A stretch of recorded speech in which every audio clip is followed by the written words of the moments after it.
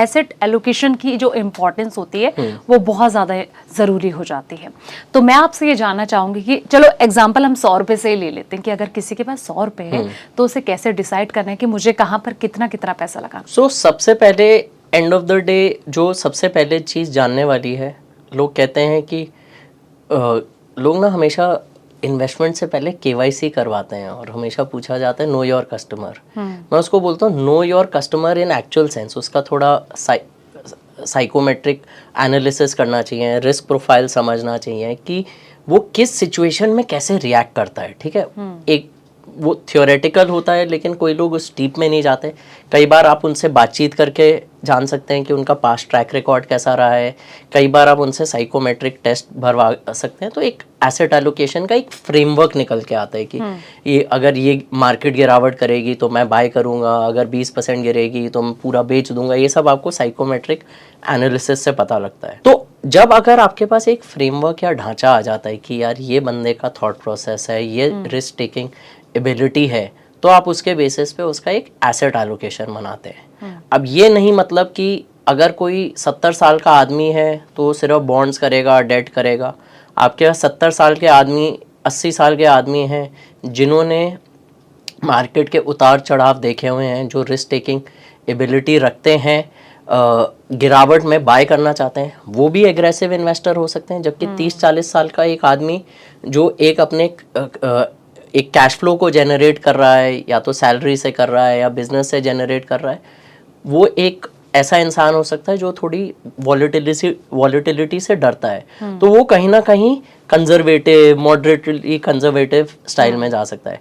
तो हमारा जो हमेशा से क्लाइंट्स के साथ थॉट प्रोसेस रहा है समझने का कि क्या है, आप क्लाइंट को कहीं ना कहीं बताइए कि या तो कंजर्वेटिव माइंडसेट से ऐसे पोर्टफोलियो बनता है, मॉडरेटली कंजर्वेटिव से इस तरीके से बनता है, बैलेंस्ड एक पोर्टफोलियो अप्रोच रहती है, एक मॉडरेटली एग्रेसिव अप्रोच रहती है और एक एग्रेसिव अप्रोच रहती है। मान लीजिए आज हम इक्विटी की बात कर रहे हैं, मेरा खुद का पैशन इक्विटी है and I am my self an equity investor, कि मैं एक इक्विटी में एग्रेसिव पोर्टफोलियो बिल्ड करना चाहता हूँ। अब पोर्टफोलियो के अंदर दो तरीके हैं, या तो मैं स्टॉक्स लेना चाहता हूँ, मैं म्यूचुअल फंड्स के थ्रू करना चाहता हूँ, मैं पीएमएस एआईएफ के थ्रू करना चाहता हूँ। तो वो एक नेक्स्ट आंसर आता है। उसमें भी आपको देखना पड़ेगा कि आपके पोर्टफोलियो साइज क्या है, क्योंकि कहीं ना कहीं पीएमएस में 50 लाख रुपए की इन्वेस्टमेंट है, एआईएफ कैट 2 कैट 3 में 1 करोड़ की है, तो कंसंट्रेशन रिस्क ना हो जाए। पोर्टफोलियो अगर आपका 4-5 करोड़ है तब आप एआईएफ कंसिडर करिए, अगर आपका पोर्टफोलियो 2-2.5 करोड़ का है तब पीएमएस कंसिडर करिए, और अगर उससे छोटा है तो म्यूचुअल फंड्स और स्टॉक्स के थ्रू बिल्ड करते रहिए। उसमें भी अब आ जाता है कि हमें लार्ज कैप कितना रखना है at an underlying level, mid cap कितना रखना है, स्मॉल कैप कितना रखना है। तो आपको कंपार्टमेंटलाइज करना पड़ेगा कि कितना मेरा पोर्टफोलियो, मेरे को हो सकता है 3 साल में कोई पैसे की ज़रूरत हो, मेरा कोई बच्चा पढ़ने जा रहा है, मेरे को कॉलेज की फ़ीस देनी है, मेरे को कोई हाउस, मेरे को घर खरीदना है, क्योंकि लॉट ऑफ आवर जो हमारी ऑडियंस है कहीं ना कहीं first objective is to buy a house of their own. तो कहीं ना कहीं आपको वो देखना है कि आपके गोल्स और ऑब्जेक्टिव्स का है, उस हिसाब से आपको पोर्टफोलियो कंस्ट्रक्ट करना चाहिए। लार्ज कैप्स में कहीं ना कहीं जानते हैं, कहीं ना कहीं आप उनके प्रोडक्ट्स यूज़ करते हैं, बैंक्स हो गए, आपकी पेंट कंपनीज हो गई, आपकी मार्केट लीडर्स लाइक आपके टेलीकॉम कंपनी भारती एयरटेल हो गई, जियो हो गया, तो ऐसे मल्टीपल कंपनीज हैं, कहीं ना कहीं दिखती हैं।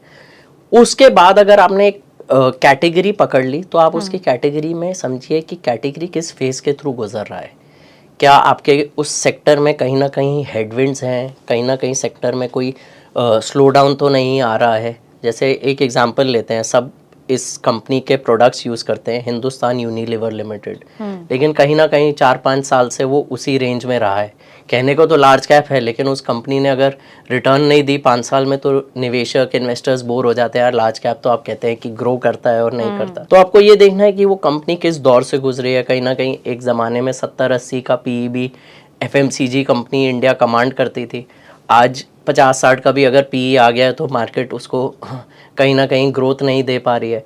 तो आपको समझना पड़ेगा कि एक जो इन्वेस्टर्स हैं, जो एफआईआईज हैं, डोमेस्टिक म्यूचुअल फंड इन्वेस्टर्स हैं, पेंशन कंपनीज हैं, क्या उस सेक्टर को अट्रैक्टिव समझ रही हैं, क्या उन कंपनीज को अट्रैक्टिव समझ रही हैं। तो अगर मैं एचयूएल का ही जैसे एग्जांपल दे रहा था कि कहीं ना कहीं एचयूएल ने 5 साल से रिटर्न नहीं दिया। क्यों? क्योंकि कहीं ना कहीं इंडस्ट्री हेडविंड्स थे, मार्केट उसको 70-80 का पी देता था, 50-60 पे आ गया, कमोडिटी के प्राइसेस ऊपर चले गए, बीच में पाम ऑयल के प्राइसेस ऊपर चले गए थे, उस वजह से FMCG इस कंपनी ने नहीं अच्छा रिटर्न दिया।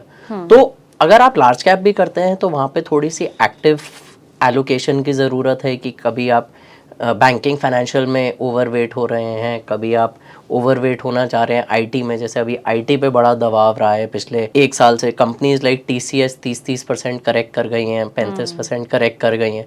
तो आपको कहीं ना कहीं लार्ज कैप्स में भी एक्टिव कॉल लेना पड़ता है।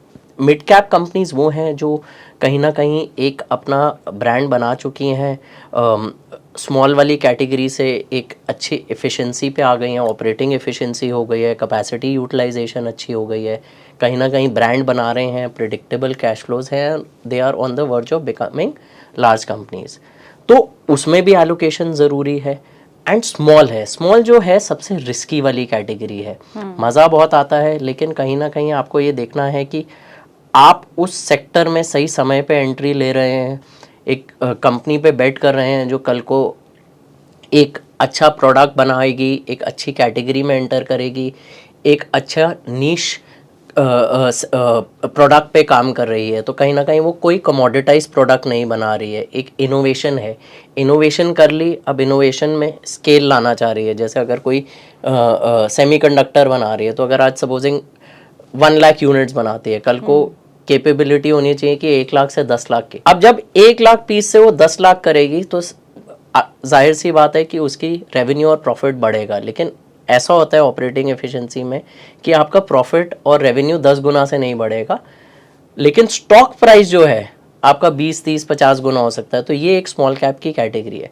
तो जब आप पोर्टफोलियो कंस्ट्रक्ट कर रहे हैं, compartmentalise your allocation across large cap, mid cap, small cap and identify कि आई वांट टू, मेरे को एक फंड रूट लेना है या मेरे को इंडिविजुअल स्टॉक्स लेने हैं। अगर स्टॉक रूट ले रहे हैं, मेहनत करनी पड़ेगी, हेयरसे पे मत जाइए, बैलेंस शीट पढ़िए, फंड मैनेजमेंट कॉल समझिए, इंडस्ट्री में क्या हो रहा है वो जानिए। अदरवाइज़ हमेशा आपके पोर्टफोलियो में, जितना मैं लोगों से मिलता हूँ, कहीं ना कहीं पोर्टफोलियो में हमेशा लैगर्ड्स मिल के आते हैं। फिर लोग कहते हैं हमारी रिटर्न नहीं बनी, क्योंकि उनको इंस्टेंट ग्रेटिफिकेशन चाहिए। कोई ऐसा स्टॉक बता दो जो डबल हो जाए, ऐसा नहीं होता। किसी की टिप पे काम करते हैं। अरे भाई, जिस इंसान ने टिप दी, जब तक आपने उसमें एंट्री मारी, वो इंसान, वो स्टॉक चला भी, हो सकता है वो इंसान जिसने टिप दी वो तो निकल गए और आप फंस के रह गए। तो कहीं ना कहीं ये बहुत जानना ज़रूरी है। एग्जिट भी मिड स्मॉल कैप में बहुत ज़रूरी है, क्योंकि आप किसी को टेलगेट करने की कोशिश कर रहे हैं। टेलगेट में ये होता है कि भैया जो इंसान वाला तो पहले निकल गए और आप फंस के रह गए। तो एसेट एलोकेशन टिपिकली, अगर आप मेरे से एक रूल ऑफ थंब का ही पूछेंगे कि इश्करन एक 40 साल के आदमी को क्या करना चाहिए, जो एक मे बी सैलरी पे है या कहीं कुछ बिजनेस से कैश फ्लो जनरेट कर रहा है, तो मेरा ये मानना रहता है कि आप 50, अगर नहीं समझ है तो 50 to 60% लार्ज कैप रखिए, 20-30% mid cap and 10 to 20% small cap. That will give you a balanced kind of approach. बीच बीच में आप टैक्टिकल प्ले ले सकते हैं कि कभी कभी अगर स्मॉल कैप में गिरावट ज़्यादा गई तो टैक्टिकली स्मॉल कैप ले लिया। अगर लार्ज कैप्स शॉर्ट होराइजन के लिए आप कुछ लेना चाह रहे हैं, थोड़ा शॉर्टर होराइजन, मतलब मैं ये नहीं कह रहा कि 3-6 महीने का, तो आप लार्ज कैप्स में एक्टिव मैनेजमेंट के थ्रू प्ले कर सकते हैं। So that is our rule of thumb. उसके साथ डेट ऐड करिए, whether you do it in form of bonds करते हैं, FD करते हैं, PPF करते हैं, टैक्स एफिशिएंसी देख के, वो भी ज़रूरी है। और गोल्ड और सिल्वर भी, don't chase gold and silver as a कि भाग गया है, फोमो हो गया है। फोमो एक लाइफ में सबसे बड़ी प्रॉब्लम है। आप gold and silver as a part of portfolio लीजिए, एज पोर्टफोलियो हेज लीजिए, क्योंकि अगर मार्केट में रिसेशनरी इन्वायरमेंट होगा, इन्फ्लेशन हाई होएगी, US में अगर रिसेशन, तो आपको गोल्ड, सिल्वर, ये टाइप की चीज़ें एक कुशन करके देंगी।